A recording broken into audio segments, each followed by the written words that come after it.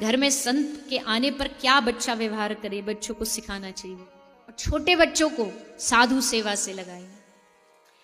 आज का जो युवा है, सीधा उसे डायरेक्ट बोल दिया जाए भजन करो तो शायद नहीं करेगा, लेकिन उसको साधु के माध्यम से जोड़ा जाए, संत सेवा से जोड़ा जाए, धीरे धीरे संत उसे अपने रंग में रंग लेगा, संत उसे अपना रंग चढ़ा देगा।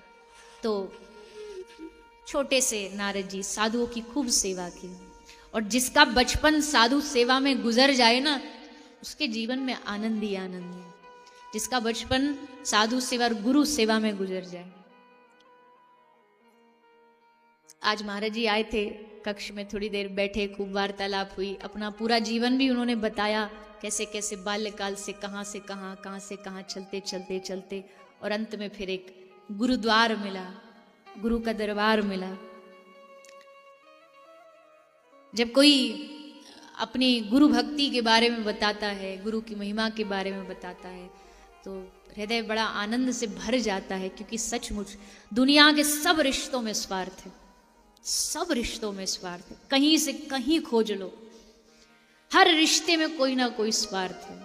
किसी को आपसे प्रेम चाहिए, किसी को आपसे पैसा चाहिए, किसी को आपसे सम्मान चाहिए, सब भूखे हैं किसी ना किसी चीज के। और दुनिया में दो रिश्ते हैं जिसमें स्वार्थ नहीं होता और नहीं होना चाहिए, एक भगवान और भक्त का रिश्ता, और एक गुरु और शिष्य का रिश्ता। इन दोनों में कहीं स्वार्थ नहीं होता। स्वार्थ है तो वो संबंध बेकार है। भगवान को हमसे कुछ चाहिए नहीं, और गुरु गुरु गुरु को क्या दे दोगे आप। कुछ लोग बड़े गर्व में रहते हैं, हम गुरु जी को इतना दान देते हैं। अरे गुरु ने जो तुमको दिया ना, तुम सारा शरीर का एक एक रोम रोम बेच के भी उतारना चाहो तो गुरु का कर्जा नहीं उतार सकते। गुरु वो देता है। एक गुरु शिष्य की कई सारी जोड़ी हैं जो भारत में बड़ी प्रसिद्ध है। एक है निजाम और अमीर खुसरो। एक दृष्टांत मैंने कहीं पढ़ा था गुरु शिष्य का, कि एक शिष्य आके निजाम को कहता, गुरुदेव मेरी बेटी है छोटी छोटी, अब बड़ी हो गई, उनकी शादी करनी है, पैसा चाहिए, पैसा नहीं है, गुरुजी आप कुछ पैसा दे दो हमको। गुरु ने कहा जा 1 साल बाद आना तब दूंगा। 1 साल बाद आया, गुरुजी आपके पास तो ऊंचे ऊंचे सेठ आते, कुछ थोड़ा दे दो। 1 साल बाद आना। करते करते 4-5 साल बीत गए। एक दिन अड़ के आ गया, गुरुजी क्या करते हो आप, देते तो कुछ हो नहीं, अरे कुछ तो दो मुझे। तो गुरु ने क्या किया, गुरु ने अपने पांव की जो पादुका थी, चरण की जो पादुका थी, वो उठा के उस शिष्य को दे दी, जा ले जा। उसको लगा ये 4-5 साल से घुमा रहे, चक्कर लगवा रहे, क्या दिया, ये लकड़ी की चप्पलें, इनको जाके क्या करूं, इनसे ब्याह करूंगा अपनी बेटी।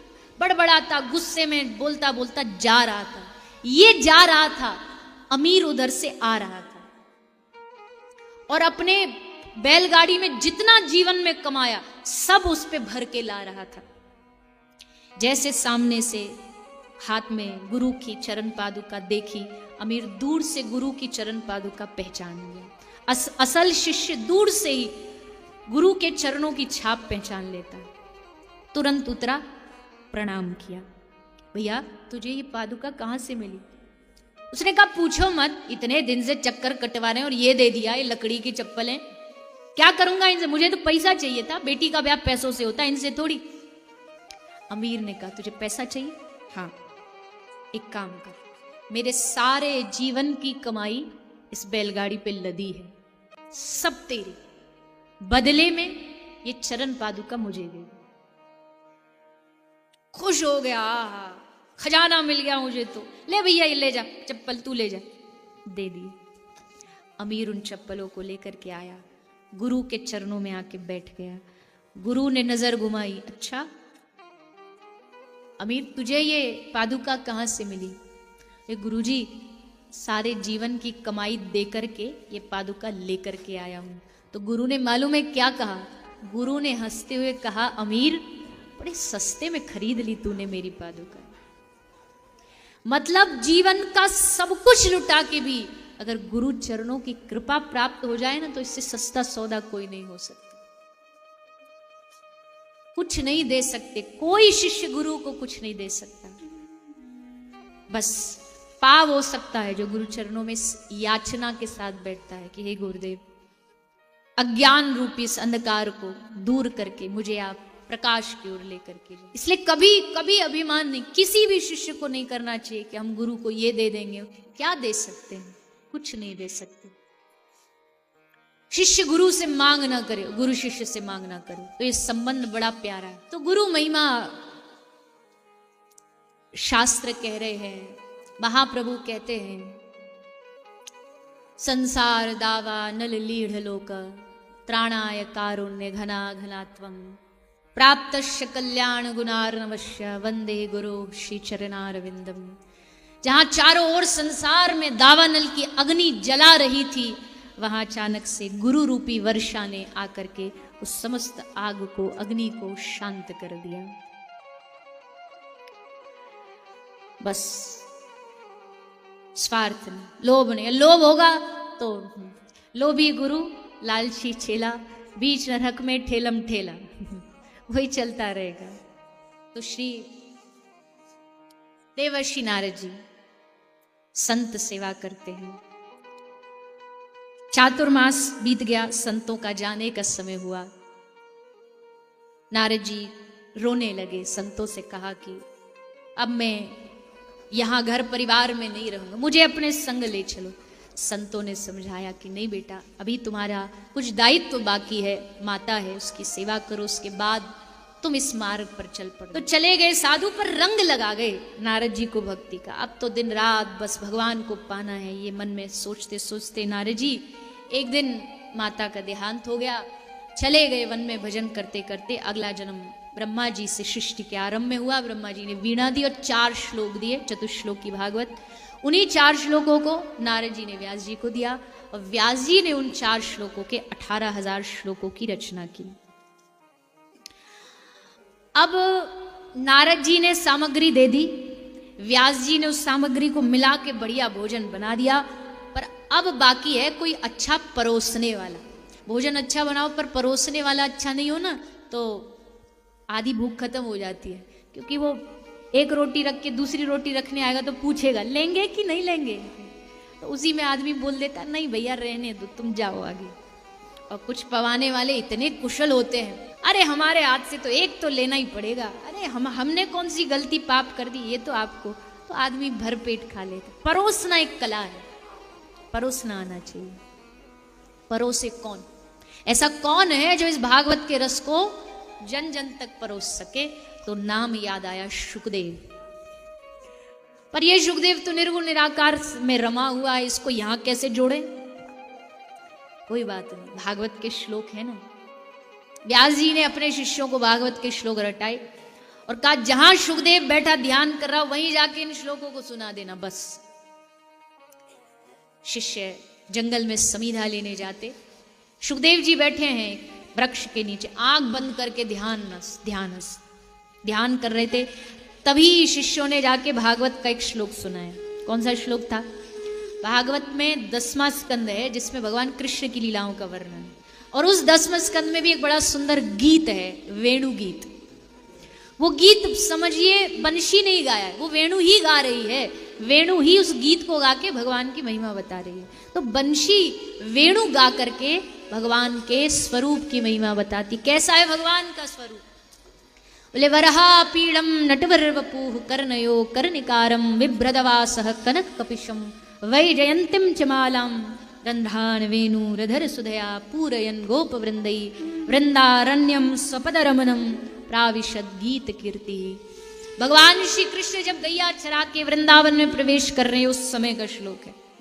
उस समय कैसे लग रहे हैं भगवान, उसका वर्णन शिष्य कर रहे हैं, वेणु कर रहे हैं, बंसी कर रहे हैं।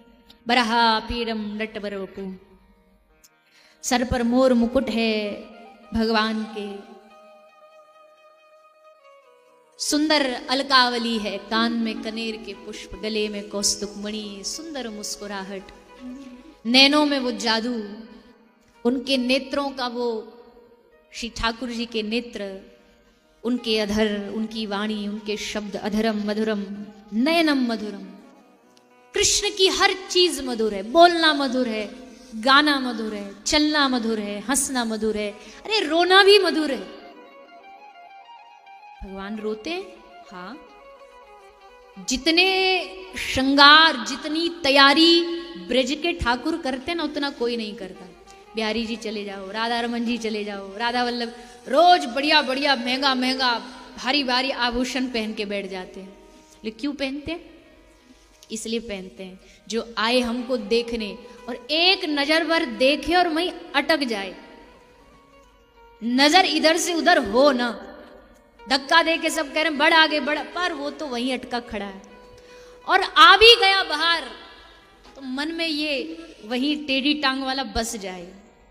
अब कुछ भी हो, लाख प्रयास हो, पर अब वो निकलने वाला। नारद जी ने कहा, नारद जी ने आके गोपी को कहा, अरे गोपी तो ध्यान क्यों नहीं करती? आंख बंद कर, ईश्वर का ध्यान कर, परमात्मा का ध्यान कर। गोपी कहती है, ऊधो मन ना भय 10-20, एक हतो सो गयो श्याम संग को राधेश। हे उद्धव, एक मन था जो श्याम सुंदर के साथ चला गया, दूसरा मन कहां से लाएं? ये मन तो श्याम सुंदर में रम गया। हमारे ठाकुर जी की, बिहारी जी की, राधा रमन जी की यहाँ क्या अदा है। जाके एक बार जो देख लेना, दुनिया में मजाल है ठाकुर जी उसको कहीं दूसरी जगह लगने दे तो। ब्रजवासी कहते हैं हमारा ये काला कन्हैया बड़ा खतरनाक है, छोड़ता नहीं है किसी को, ऐसा बावरा बनाता है, ऐसा पागल बनाता है। ये ब्रज की रज में बावरों जैसे लोटे पड़े हैं, माटी ले ले के ऊपर डाल रहे हैं। बोले अजीब पागल है। कोई दुनिया में समझदार आदमी देखेगा तो यही कहेगा कि बड़े पागल हैं, माटी कपड़ों से झाड़ते हैं कि माटी ऊपर शरीर पर डालते हैं। पर वृंदावन में ऐसे पागलों की कमी नहीं है, पड़े हैं माटी में लोट-पोट, और उसका आनंद ही अलग है। बड़ी प्यारी सी बात लिखी है किसी ने कि इस सारे संसार में जितनी ताकत है, इस सारे संसार में जितनी ताकत है, उससे 100 गुना ज्यादा ताकत इंद्र की एक बाजू में है। जितनी ताकत इंद्र की बाजू में है, उससे 1000 गुना ज्यादा ताकत श्री हनुमान जी महाराज की एक हथेली में है। जितनी ताकत श्री हनुमान जी महाराज की हथेली में, उससे 1,00,000 गुना ज्यादा ताकत श्री बलराम जी के एक अंगूठे में है। और जितनी ताकत श्री बलराम जी के अंगूठे में, उससे 1 करोड़ गुना ज्यादा ताकत भगवान कृष्ण की एक मुस्कुराहट में। इसलिए ब्रज में कहते हैं भैया जो लुटना चाहता है ना, वो ही जाए वृंदावन। ये लुटने वाली जगह है और लोग चले भी जाते, लुटने में हर कोई घबराता, पर वृंदावन एक ऐसी जगह है जहां पता है लुटेंगे और वहीं पहुंच जाते। पहले तो लूटता है वहां का बानर बंदर, पहले तो वो लूटना चालू। ठाकुर जी ने सबको सेट कर रखा है, पहले इसकी भौतिक चीजों को लूटो। ले गया पर्स चुरा के, अब देख रहे हैं, देते रहो, लालच फ्रूटी दो। फिर पहुंचता है बिहारी जी के नजदीक, ठाकुर जी की वो एक अदा, एक मुस्कुराहट। बरहा पीरम नटवर करनयो करनेकारम, ऐसा सुंदर श्री ठाकुर जी का स्वरूप। सुखदेव जी को मानो ये सुन के करंट लग गया, ध्यान छूट गया, कान वही, कौन है ये इतना सुंदर व्यक्ति, कौन है जिसका स्वरूप इतना सुंदर। मोहित हो गए, पर फिर आसन से खड़े भी हो गए, आसन से खड़े भी हुए, उस ओर चले भी थोड़ी, पर फिर मन में आया रुको, अरे तुम तो सन्यासी हो, तुम तो कहां इस स्वरूप के पीछे भागे जा रहे हो? अरे कोई सुंदर होगा, अपने लिए होगा, हमें क्या। बैठ गए वापस आके, फिर से आंख बंद कर ली। शिष्य समझ गए करंट लगा तो है, पर अभी 440 वोल्ट का लगना बाकी है। उठे, ध्यान भी, आंख भी खोली, पर ये सोचा स्वरूप से कोई सुंदर हुआ तो क्या हुआ, बाहरी सुंदरता तो ना भी हो तो बना ली जाती है। मजा तो तब आए जितना सुंदर बाहर से, उतना भीतर से भी हो, उतना स्वभाव भी सुंदर हो। तो शिष्यों ने कहा लीजिए जी, अब इनका स्वभाव सुन लीजिए। स्वरूप तो आपने सुन लिया, अब सुनिए स्वभाव। अहो बकीयम स्तन कालकूटम जिघांसया पायदप्य साध्वी लेभे गतिम धातृचिताम ततोन्यम कम वा दयालुम शरणम ब्रजेम। पूतना आई थी मारने का उद्देश्य लेकर के जो आई, स्तन में कालकूट जहर भर के लाई पिलाने के लिए, उस पूतना को भगवान ने वो मुक्ति दी जो उन्होंने अपनी मैया यशोदा और देवकी को दी। मां के बराबर दर्जा दिया। कम्बा दयालुम शरणम ब्रजेम। इनसे बड़ा दयालु कोई मिलेगा जो शत्रु को भी मां के जैसी गति देता हो? ये है इनका स्वभाव। बस सुखदेव जी अब की बार रोक ना पाए, टूट गया ध्यान और भाग पड़े, दौड़ते दौड़ते शिष्यों के पास पहुंच गए। ये किसने मेरा मन चुराया है? कौन है ये? किसके बारे में बोल रहे हो? कहां से मिले तुमको ये श्लोक? शिष्य हंसते बोले, महाराज ये तो अभी बस थोड़ा सा ट्रेलर है, असल में अगर आनंद लेना तो 18,000 श्लोक हैं ऐसे। चलिए हमारे गुरु जी के पास। कौन है गुरु? व्यास जी। खुश हो गए सुखदेव जी, आए, आकर के भागवत के 18,000 श्लोक सुखदेव जी को प्रदान कर दिए गए। और तब सुखदेव जी ने वो श्लोक सुनाए हैं राजा परीक्षित को, भागवत का पाठ। राजा परीक्षित को क्यों सुनाया? एक सन्यासी जो एक जगह जितनी देर गाय का दूध निकाला जाता उससे ज्यादा देर ठहरता नहीं, वो एक राजा को कथा सुनाने 7 दिन क्यों रुक गया? महाभारत की कथा सुना रहे हैं सूत जी महाराज। यदा मृधे कौरव संजयानाम वीरेश्वथो वीर गतिम गतेषु व्रकोदरा विद्ध गदा विमर्शः भगनो रुदंडे धृतराष्ट्र पुत्रे। ये उस समय की बात है जब भीम के गदा ने दुर्योधन की जांग तोड़ दी। युद्ध भूमि में अकेला दुर्योधन पड़ा था। अश्वत्थामा आया, अश्वत्थामा ने सांत्वना दी, मैं पांडवों को मार के लाऊंगा, और पांडवों के 5 बच्चों को मार लाया। पांडव शिविर में हाहाकार मच गया। 5 बालक एक साथ, जवान बालक मारे गए। भगवान कृष्ण अर्जुन को लेके गए। अर्जुन ने अश्वत्थामा से युद्ध किया, रस्सी से बांध के घसीट के द्रौपदी के सामने ले आए। द्रौपदी को कहा कि बता क्या सजा देनी है इसको। तो द्रौपदी ने क्या कहा? मुच्यताम मुच्यतामेश ब्राह्मणो नितराम गुरु। छोड़ दो, मुच्यताम मुच्च, छोड़ दो, इसे मत मारो। ये ब्राह्मण है, दूसरा गुरु का बेटा है, दोनों पूजनीय स्थान, इसको मारना हमारा धर्म नहीं। लोगों ने कहा पर इस तेरे बालकों को इसने मारा है, पांडव वंश को बढ़ाने वाले बालकों को मारा। द्रौपदी कहती है मैं जानती हूं इसने गलत किया, लेकिन क्या जो इसने किया वो हम इसके साथ करें? मेरे बालक मरे, एक मां की पीड़ा बच्चे के मरने पर क्या होती है मैं जानती हूं। ये मरेगा तो हमारी गुरु माता कितने कष्ट को सहन करेंगी। छोड़ दो इसको। भगवान कृष्ण खुश हो गए। आहा, द्रौपदी दया की देवी है।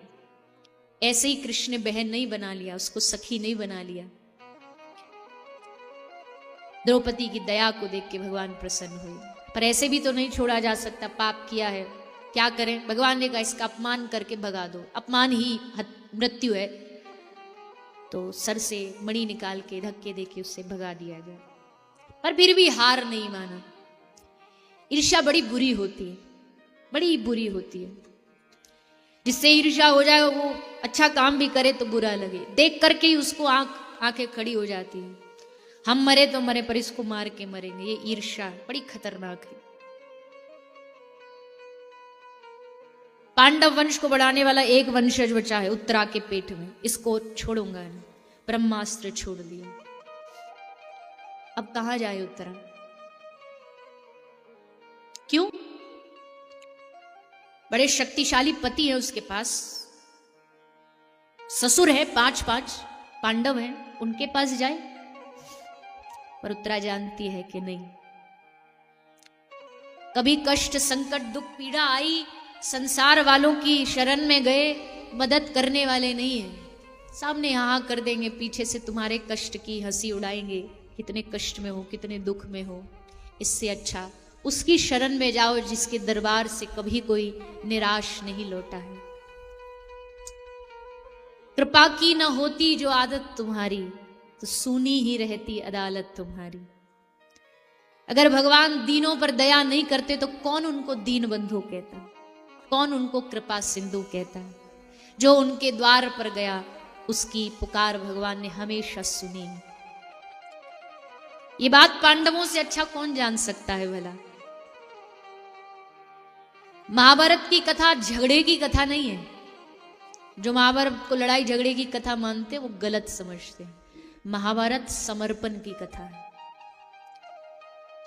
महाभारत जैसा समर्पण किसमें हो सकता है। भगवान कह रहे बताओ सेना चाहिए, अक्षोणी सेना चाहिए, या मैं अकेला निहत था कृष्ण, क्या चाहिए तुमको। दोनों खड़े हैं सामने, दोनों पक्ष, कौरवों से दुर्योधन, पांडवों से अर्जुन। दुर्योधन ने सोचा तू पहले मांग। भगवान ने उसकी मंशा समझ के रोक दिया, रुक जाओ, पहले अर्जुन मांगेगा क्योंकि ये छोटा है। दुर्योधन मन ही मन कांप रहा है। चांस मिले किसी को, एक अकेला आदमी और एक तरफ अक्षोणी सेना, तो किसको चुनेगा। सेना, मुझे जीतना है। पर वो पार्थ कहता है हे माधव, मुझे सेना नहीं, मुझे आपका साथ चाहिए। भगवान ने कहा पर मुझे लेके तू क्या करेगा। मैं लड़ूंगा नहीं, बस जिसके पक्ष में रहूंगा बस उसका रथ चलाऊंगा, वो यही तो चाहिए। जिसके रथ के घोड़ों की लगाम उसके हाथ में हो। हे केशव, सेना लेके मैं जीत भी गया तो मैं हार ही गया, और तुम्हारा साथ पाके मैं हार भी गया तो समझो जीत गया। मुझे तुम चाहिए। दुर्योधन तो खुश हो गया, वाह जो चाहिए सो मिल गया। पर अर्जुन ने दिखा दिया कि उसको अपने भगवान के प्रति कितना भरोसा है, कितना समर्पण है। और जब जब जब भी निराशा आई, मार्गदर्शन करने के लिए हमेशा कृष्ण खड़े रहे।